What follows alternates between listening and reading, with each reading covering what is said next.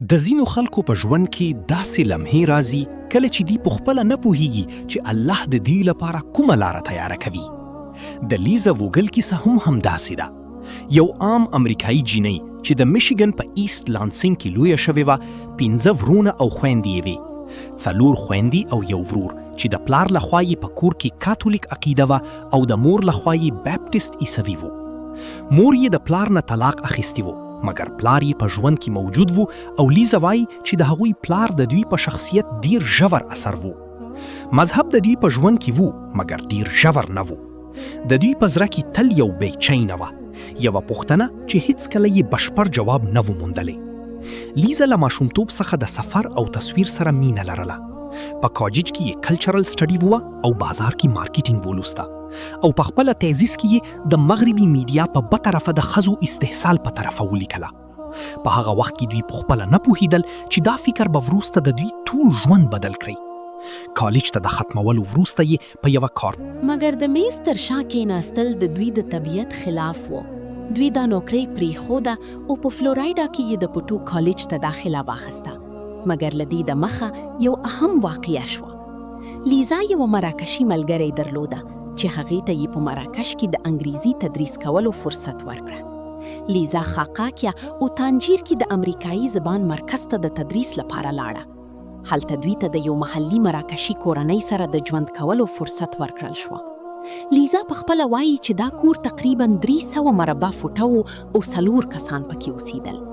نه ګرمي اوبه، نه حمام، نه کومه مناسب اسانتیاوي. هغه شیان چې دوی په ژوند کې ډیر عادي ګڼل د شپې لخوا د عیش او عشرت په څیر شول. مګر په دې کور کې هغه شی چې لیزا ته ډیر متاثر کړی و هغه اسانتیاوي نه وي، بلکې د دې کور د مور سکون و. هغه ښځه بیوه وه، ډیر لغزه یې درلودل، مګر هغه د خپل دین سره دومره پیوسته و چې ناظر ته یو عجیب ډول اطمینان ورکړه.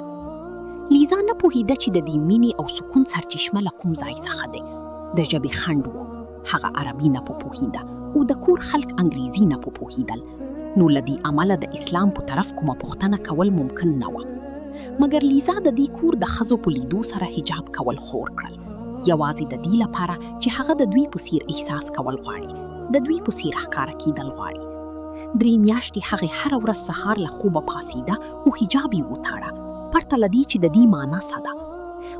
بیا یې په فلوریډا کې د فوټو کالج ته مخه کړه. هلته دوی ته د کالج د یو رضاکارانه کار په جریان کې د اورلینډو په یوه جومات کې د بېوزلو خلکو ته د خواړک ورکولو فرصت ورکړل شو.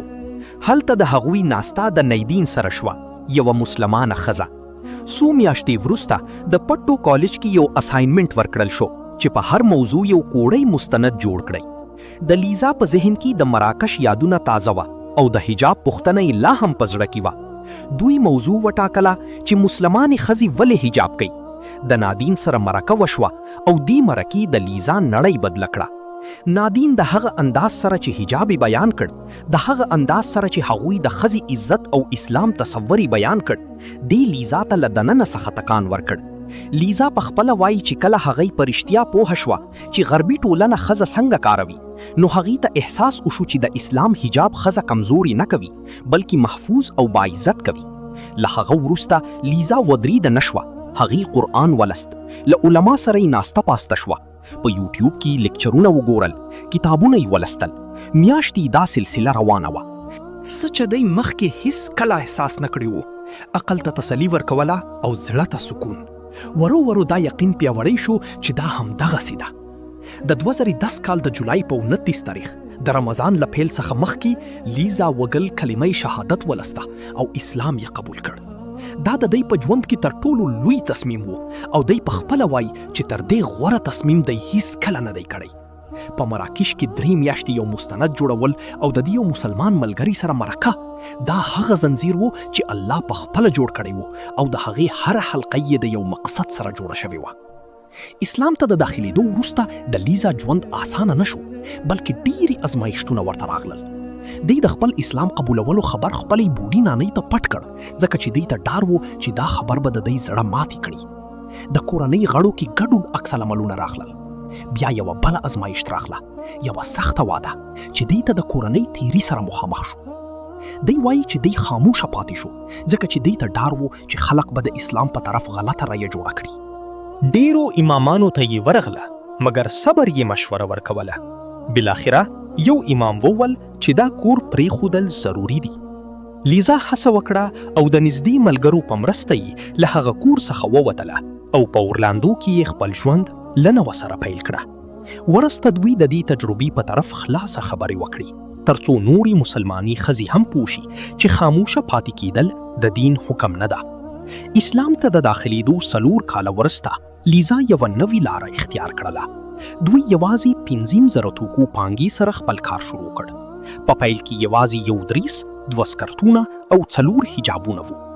په 2015 کې دوی د ډیزاینر اعلی آموز سره یوځای د اورلاندو فلوریدا کې ویرونا کلیکشن